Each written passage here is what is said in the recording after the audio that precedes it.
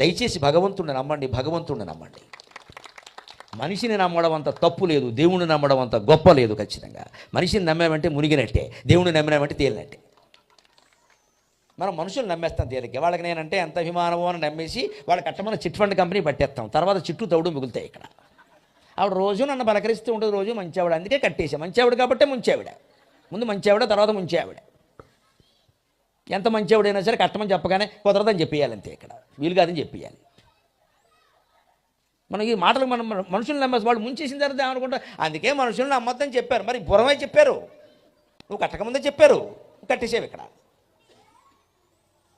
ఇంతమంది నమ్మడం కంటే ఆయన నమ్మడం మంచిది కాదు. ఇంకా నా సహాయం కానీ సలహా కానీ కోరిన తక్షణమే వసగదను అన్నాడు ఆయన. నేను ఆలస్యం లేదబ్బా నీదే, అంటే నాకేం తోచట్లేదయా నువ్వే అన్నామనుకోండి, ఆశ్చర్యకరంగా మన బుర్రలో సరైనటువంటి ఆలోచన స్ఫురిస్తుందండి.